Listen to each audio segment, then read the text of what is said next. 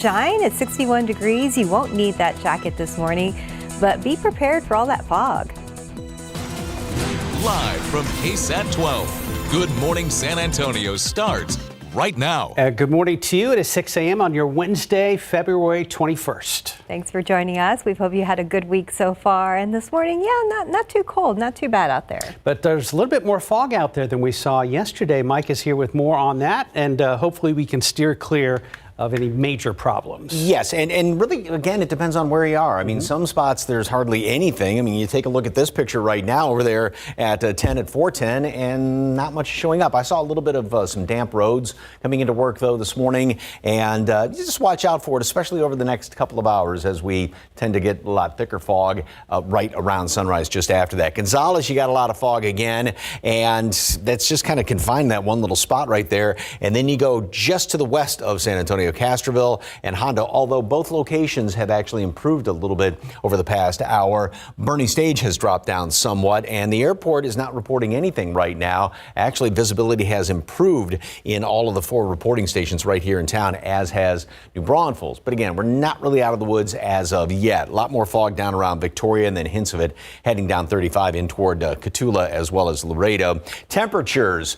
The normal low is in the mid-40s right now, and we've actually gone up a couple of notches just in the past hours. Upper 50s, low 60s, anywhere 15, 17 degrees above normal. Mold, ash, mulberry are all on the low side. The updated count's going to be coming out in just a couple of hours. And so we take into account just a little bit of fog out there, maybe some mist. That's that 10% just to keep in mind that roads are on the damp side. 70 today at noon, and then we're going to top off all the way up to 78. We hit 77 yesterday, roughly 10 above normal around the area. It gets even hotter tomorrow, despite a front moving through here. That'll trim temperatures somewhat going into the weekend, but still, it's going to be an above normal weekend for the last one in the month of February. Big question, any rain? We'll try to answer that coming up in just a couple of minutes. Traffic Authority, Mrs. Horn's favorite child.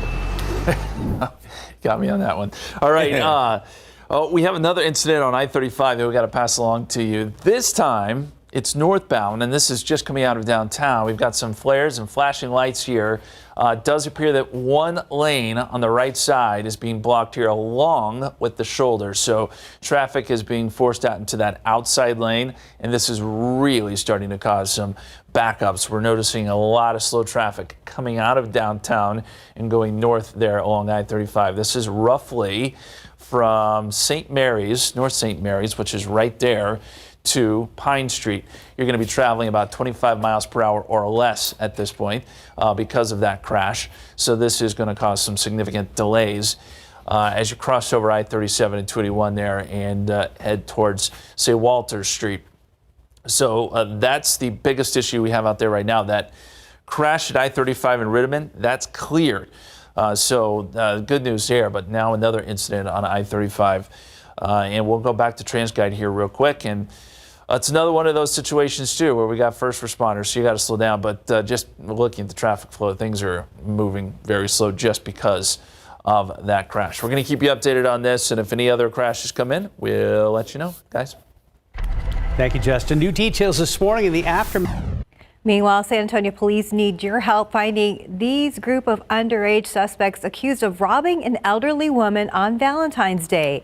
You can see the woman was walking along West Cesar Chavez in South San Dario last week when the group of kids approached her, pulled her down to the ground, and then stole hundreds of dollars right out of her pocket. Right now, we don't know how old these suspects are. Detectives are circulating the video, hoping that someone in the neighborhood sees the video and will recognize these kids. If you have any information, you are asked to call the San Antonio Police Department. Good morning headlines. Police in South Florida are investigating a trip that came to a horrifying ending. As ABC's Andrew Dimbert tells us, one child is dead and another in the hospital after doing something that kids do every day at the beach. This morning, a day at the beach turning tragic. 2 young children, brother and sister, falling into this 6-foot deep hole in the sand near Fort Lauderdale. We arrived with 2 patients, a male, female.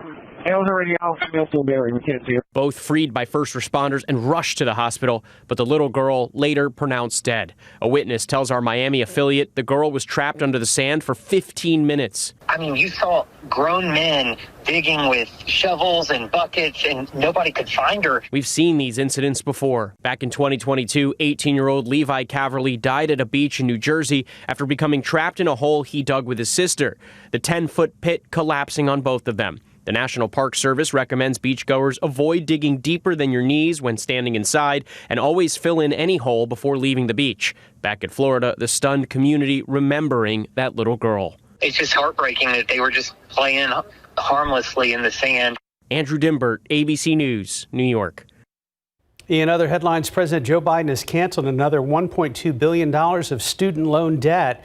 This latest round of relief impacts nearly 153,000 borrowers enrolled in a new repayment plan the administration launched in August. The Saving on a Valuable Education Plan, known as SAVE, erases remaining federal student loan balances for those who originally borrowed $12,000 or less and have made payments for at least 10 years. The maker of the popular Stanley Cup is getting sued, and customers have already filed multiple lawsuits. They claim the company failed to disclose that their tumblers contain lead. Stanley says it's in the sealing material used to secure insulation around the base, and the company says it's not anywhere that would come into contact with customers. There have been no official reports of health complications caused by the tumblers. Well, if you plan on becoming a U.S. citizen soon, the cost to do so is about to go up. Applications for citizenship will cost $760 starting April 1st. That's up $120 from the current version of the N-400 paperwork, which is still $640. Green card costs are going up too, so immigration attorneys are urging anyone who wants to get started on their path to citizenship get started before April 1st. A reminder that early voting is underway in the Texas primary, and that continues until March 1st. You also have until this Friday to apply for a mail-in ballot. Election Day is on March 5th. And right now on KSAT.com, we have everything you need to know ahead of Election Day. You can see a sample ballot, voting locations, and info about the candidates. Scan this QR code and head to our Vote 2024 page of our website. And looking ahead to tonight, State Representative for District 121, Steve Allison, will be joining us for our KSAT Q&A. Republican Allison is trying to win a fourth term in District 121 against Republican challengers Mark LaHood and Michael Champion. You can catch our live interview with Steve Allison tonight at 6:30. Right now, 6:08, 61 degrees. And still to come at 6:30, Delta Airlines has a new flight from Austin to see the total solar eclipse. That's up close in April. How it works and what you need to know. And after the break, American Heart Month is here. How you can keep yours healthy besides just going to the gym. And let's look out there with live cam foggy in some areas, so be aware of that. But guess what? 61 degrees. You don't need that jacket this morning. We'll be right back. Welcome back. This morning, a lot of frustration from people who help teens in our community recover from addiction. A Bexar County nonprofit is anxiously waiting on the release of opioid funding for its teen programs. Patty Santos tells us where the money is now and when it could get to those who need it. These pictures were taken when Ryan York was deep in his addiction to heroin, meth, oxycodone, and other drugs. When he walked into Rise Recovery's high school, he wasn't sure he'd live to see the next day. The first day I stepped foot in Rise Recovery, I was very scared. I was lonely, and I didn't know that I would survive. Fast forward 2 years later, the now 17-year-old has a high school diploma and a job at the very nonprofit that helped turn his life around. You feel good today? You have plans for tomorrow? I do, and I look forward to tomorrow. Rise Recovery made a difference in his entire family. My father was an addict himself. He was an alcoholic. And through this program, he had recognized his own alcoholism, and he's 18 months of sobriety today. A wonderful outcome that Evita Maureen worries some people are missing out on. I've been to too many funerals in San Antonio of kids who didn't get the help they needed when they needed it. Evita is the CEO of Rise Recovery and says there are millions of dollars on hold that could help many more families. We continue to wait, and teenagers continue to die. and that is not okay. Bexar County got $14.5 million from lawsuit settlements with opioid manufacturers and distributors. About $1.5 million was used to provide Narcan to Bexar County sheriff deputies and to double substance use treatment for women in Casa Mia. But nearly a dozen agencies like Rise Recovery, Alpha Home, and Lifetime are still waiting to get some of the millions left over. We are not yet hearing about when a due date, deadline, formal application process, review, anything is going to happen around the opioid litigation funding. KSAT emailed the commissioner's court to ask about the holdup. We haven't heard back. In the meantime, Rise Recovery hopes to make do with funding from other places like the federal government, which the county will decide on next month. I know you guys never turn people away here, but how much more could you do if you had extra funding? We could serve thousands more kids if we could receive the opioid funding that is necessary to address this epidemic in a real way. Patty Santos, KSAT 12 News. And February is American Heart Month, and doctors at Christus Health say prevention is key when protecting your heart. That prevention includes getting checked for hypertension and your cholesterol, as well as going to your doctor regularly. It also helps to know your family history and exercising at least 30 minutes a day, 5 times a week. Any kind of exercise, weightlifting, isometric exercises, walking, bicycle, as long as we do a certain degree of activity, that's always better than nothing. According to the American Heart Association, cardiovascular disease is the leading cause of death in the U.S. You can learn more about getting your heart checked by heading over to our website at ksat.com. Okay, Wednesday morning time check, 6:15 on the clock. Let's check back with Justin. It's I-35 northbound, guys. It's causing a problem at the moment. This is looking from the camera at I-35 and I-37, but we're looking northeast here, and you see the flashing lights. So we've got one lane and the shoulder blocked, and this is really slowing down traffic at this point. Let me show it to you here on the map, and it's right here. By the way, this crash at I-35 in Rittiman has cleared, but it's right here. This is Pine Street, so you're just outside of downtown, and that's where the incident is. But look at the traffic. You're slowing down to 12 miles per hour as soon as you get to about North St. Mary's, and now this is starting to stack back up through downtown and all the way to the Fine Silver Curve. So if you're coming into downtown on I-10, you're going to feel the effects of this because it is already starting to stack up, and likewise along I-35 here coming in northbound to downtown. You're going to see continued issues with this. It does not show a lot of signs of clearing, at least at the moment. So this is going to get worse before it gets better.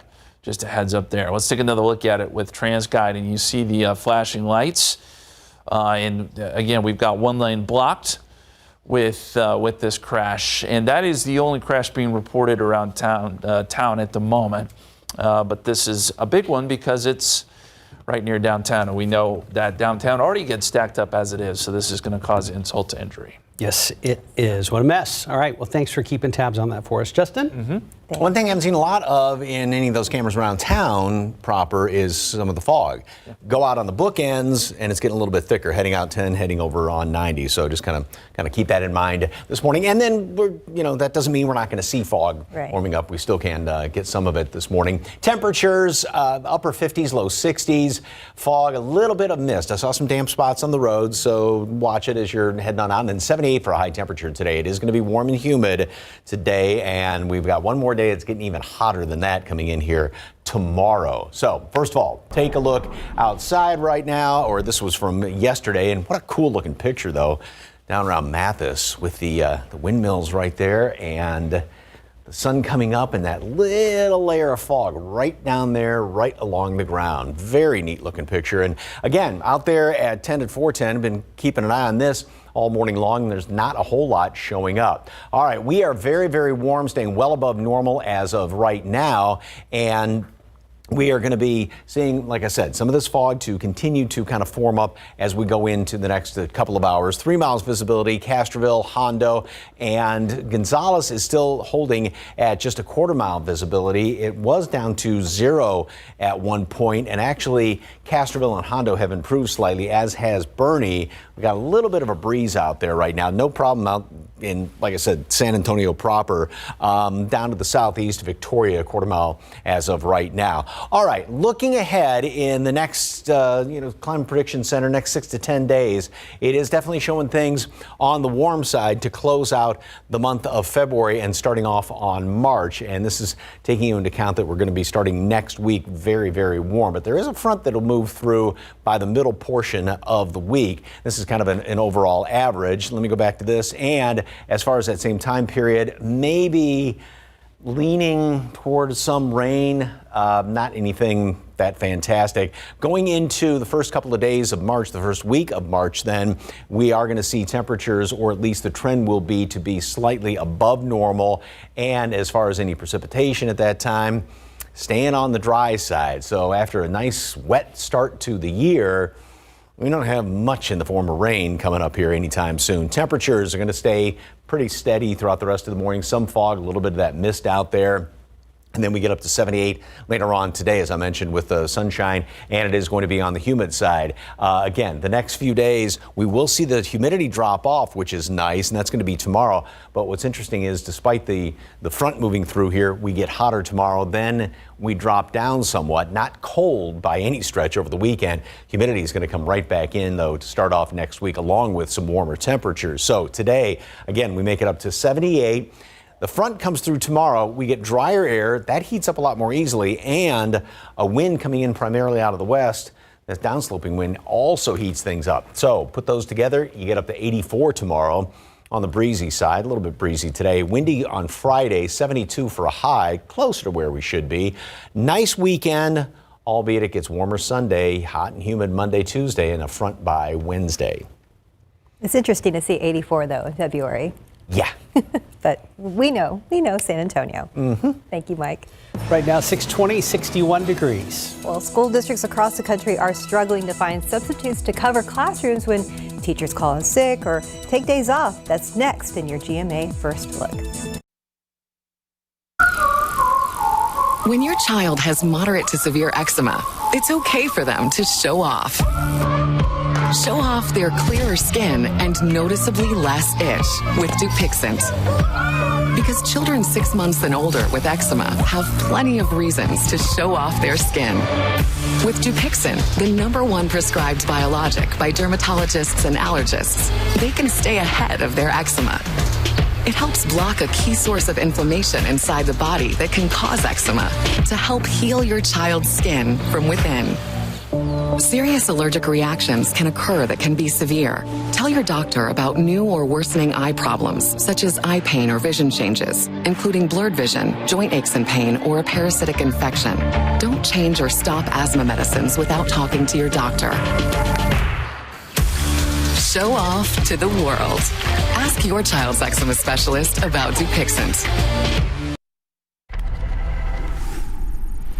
In this morning's GMA First Look, the nationwide substitute teacher shortage intensifying, with many school districts from coast to coast scrambling to find fill-ins.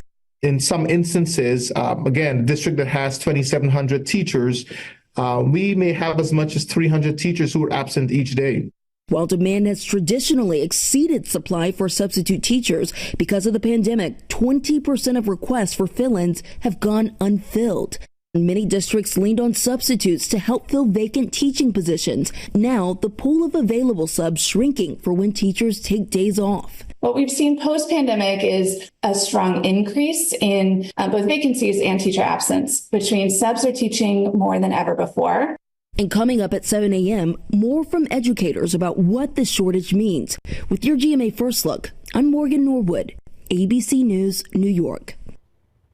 In your morning consumer headlines, Tinder is improving its security. The dating app is bringing its advanced ID verification system to the U.S. by this summer. Users will have to upload a valid driver's license or passport and even take a video selfie in order to get a blue authenticity checkmark.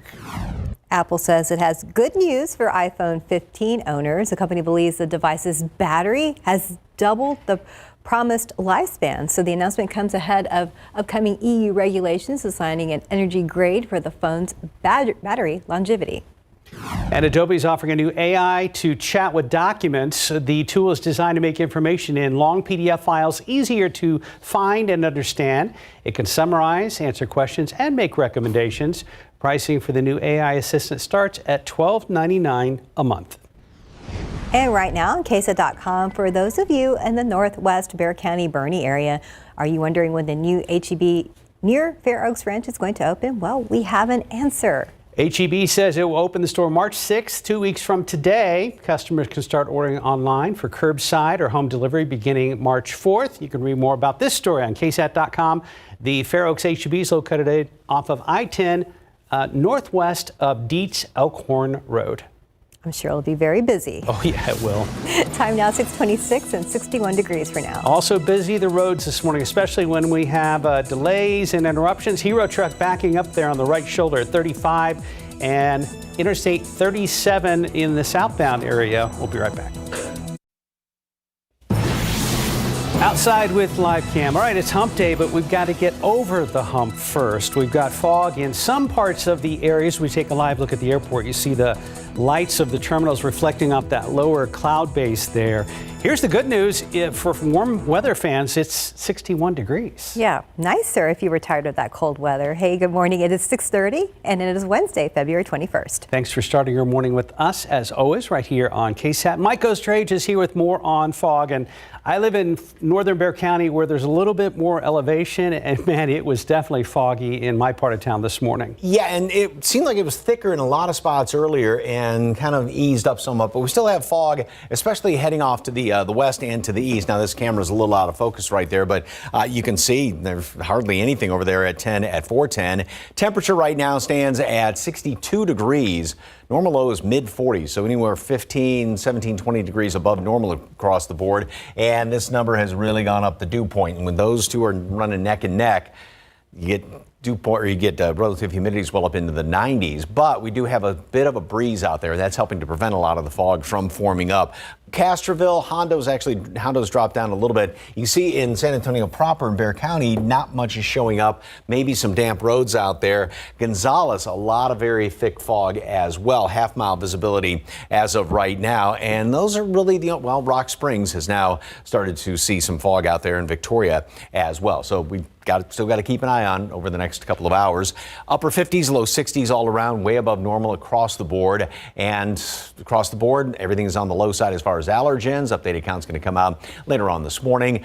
So this morning today we have plenty of sunshine like yesterday. Some clouds left over. Still going to be on the humid side and very warm. Upper 70s, a good 10 degrees on average above normal. Foggy in tomorrow. We get a front to move through, but it's even warmer in behind that front. I'll explain why coming up. And then we get not as warm. I can't necessarily say cooler air because we're still going to be on the above normal side going into the weekend.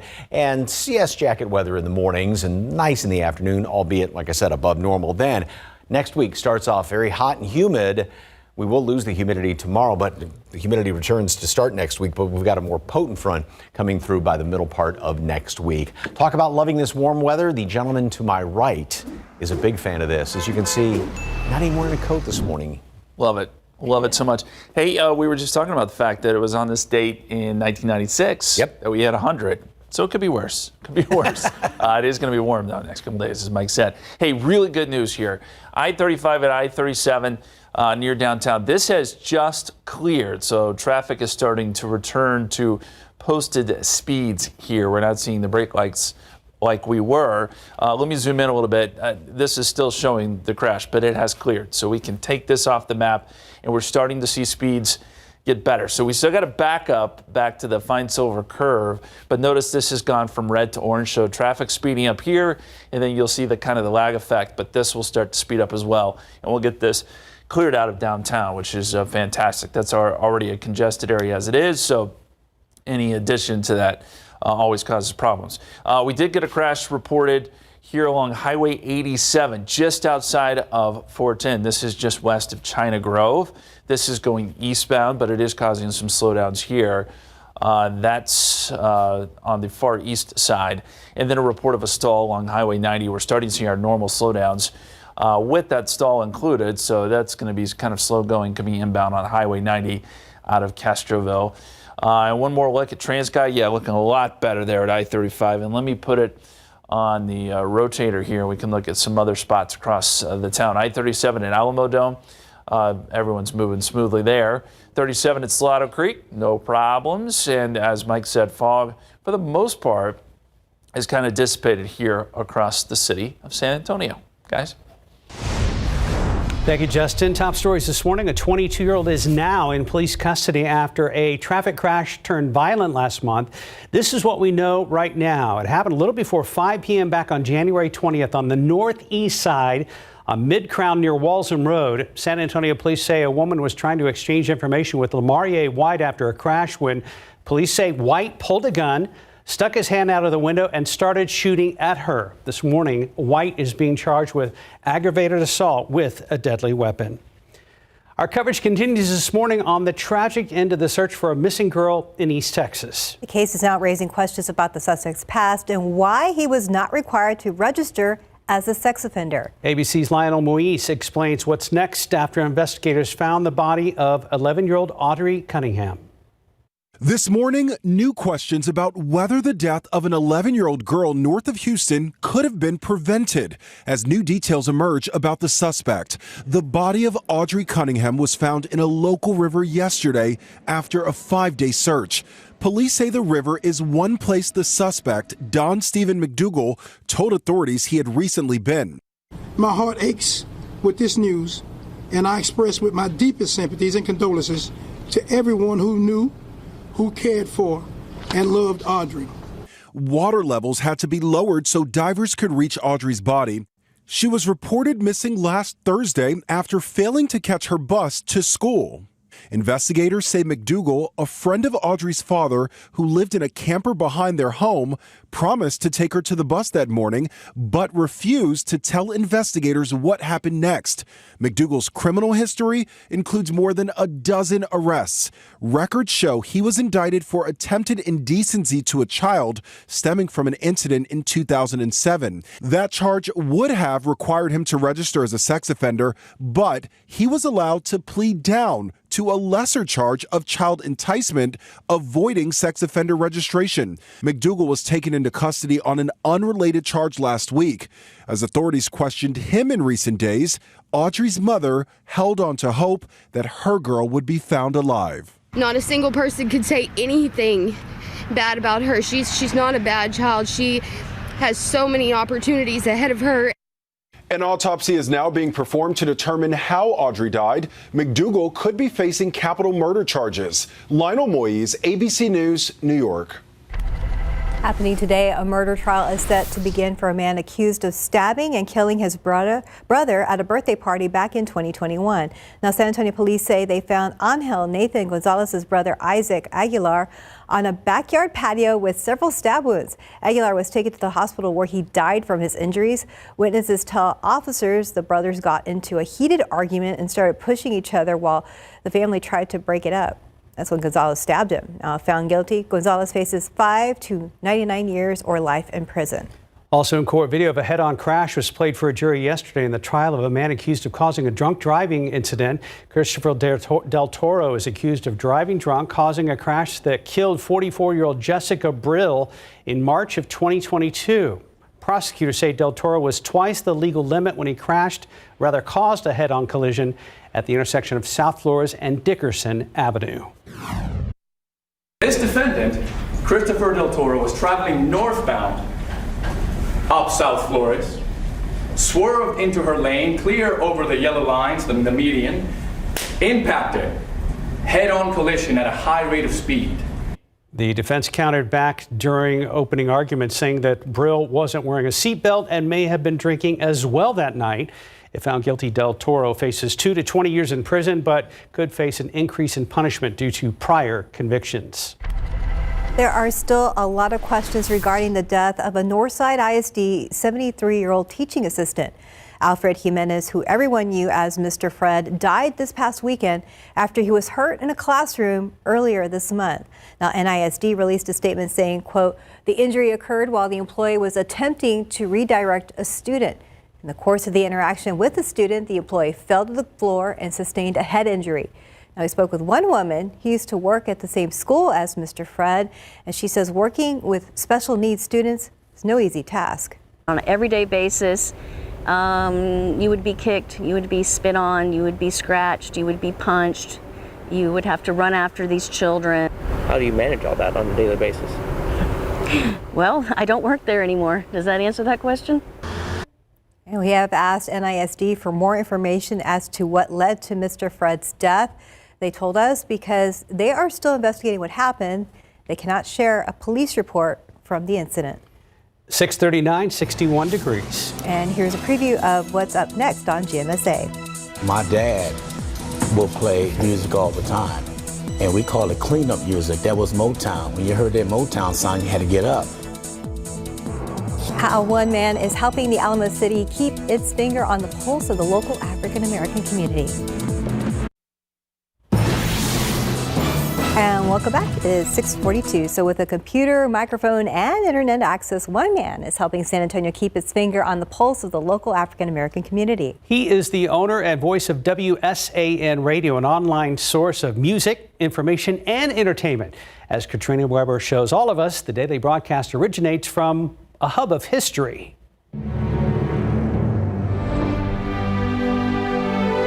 Good morning again, everybody. Good morning. We are here live. Whether morning, noon, or night, Ronald Gordon is there, trying to spread good through the airwaves. The lifelong music lover revels in sharing his passion with the public. My dad will play music all the time, and we call it cleanup music. That was Motown. When you heard that Motown song, you had to get up. 10 years ago, he started up what is now WSAN Radio.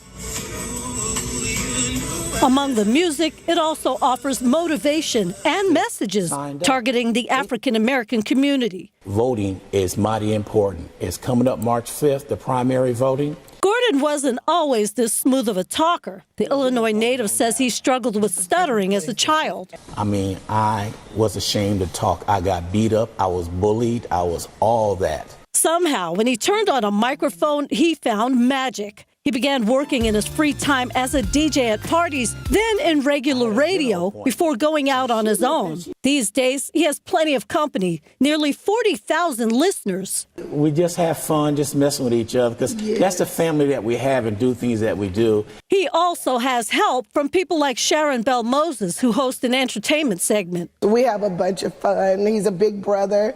I respect Ron very much. He's putting a lot into the community. That includes more than his time. Gordon self-finances the entire WSAN operation. His station is non-traditional, offered strictly online and through an app, and in a non-traditional place. A former church, now the Williams Historical National Museum, currently serves as its headquarters. As Gordon and his station blaze trails in the world of radio, it's only appropriate that they do it in this space, among the images of those who've also made a lasting impression. I feel blessed that I can wake up in the morning and do something that I really like doing. Thousands of listeners seem to like it too. Katrina Weber, KSAT 12 News. 6:45 in your Wednesday morning. We do have problems on I-35 at Maine. Let's check back with Justin. I spoke too soon about downtown clearing up and getting better because we had that crash, remember, at 35 in Pine. Well, it looks like further back where traffic had slowed down, we have now another incident. This is I-35 southbound at Maine. I believe this is going down into the lower levels, and we've got a shoulder and a lane blocked there on the left side, so this is slowing down traffic yet again. So just when we thought things were getting better, they have now slowed down yet again. So this crash is now further back here, and you can see the slowdowns are now starting to show up along I-35 on the west side of downtown, and really slow there at the curve coming into downtown, or at least on the north side of downtown, and then along Fine Silver Curve, seeing some slowdowns here too. So more issues if you're traveling in and around the north side of downtown San Antonio. We also still have that crash along Highway 87 just outside of 410. That's causing some slowdowns there inbound and outbound.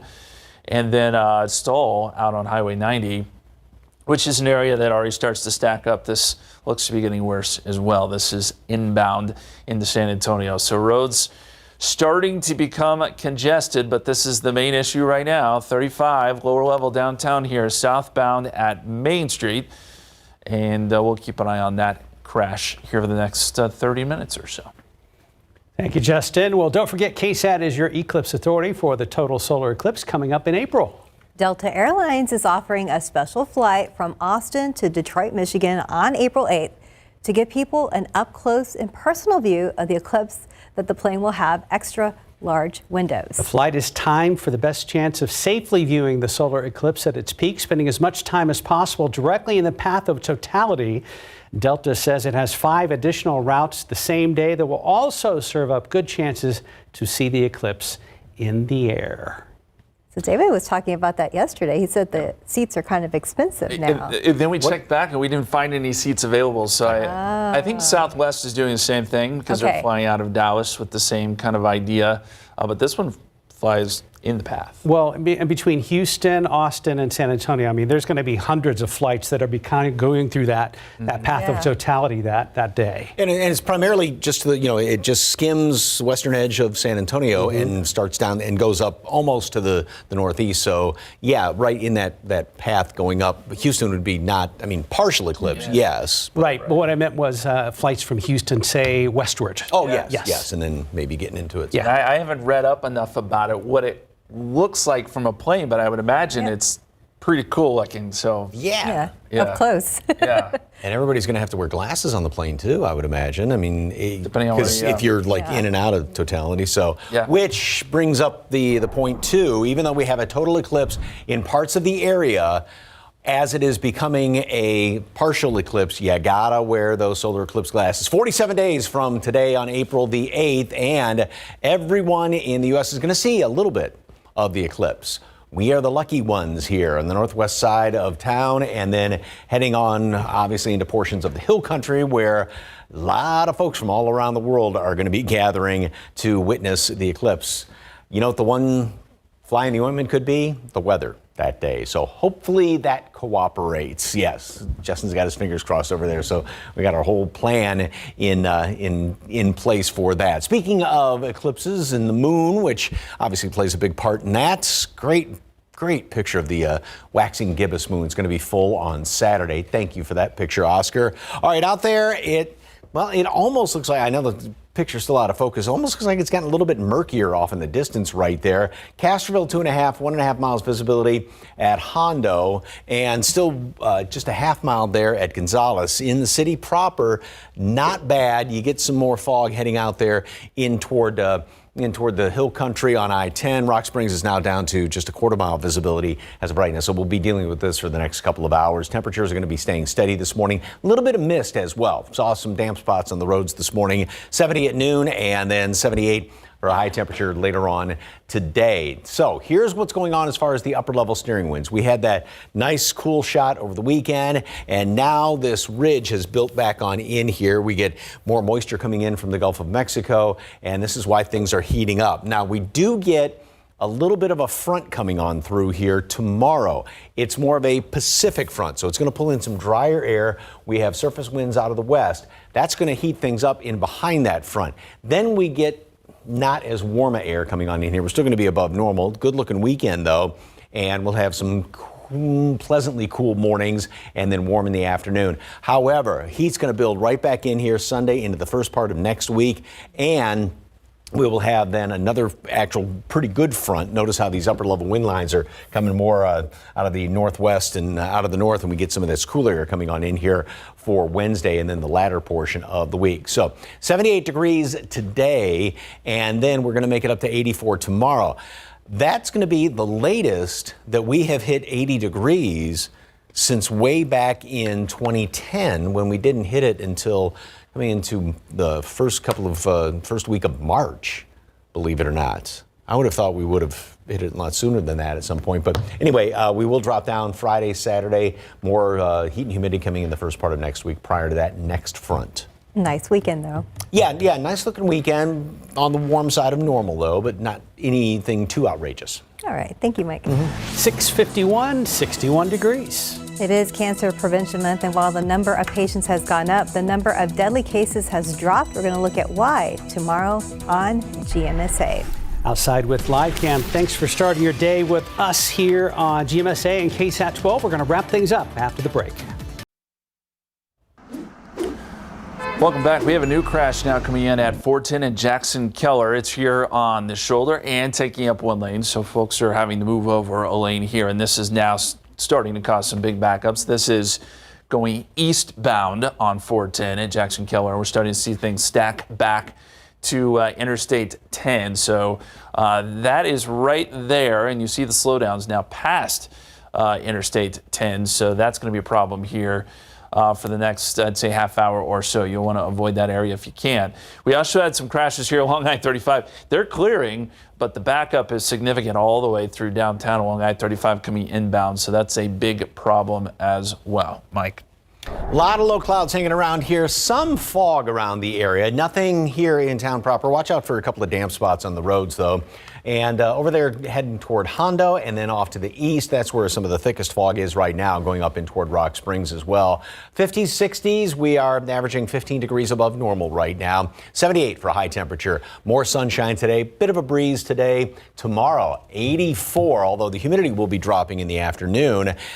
Lower temperatures, I don't necessarily want to say cooler by Friday and the weekend, just not up to 84, but then hot and humid to start off next week. More significant front middle of next week. Did anybody wind up turning the heat to AC yesterday by chance? Yeah.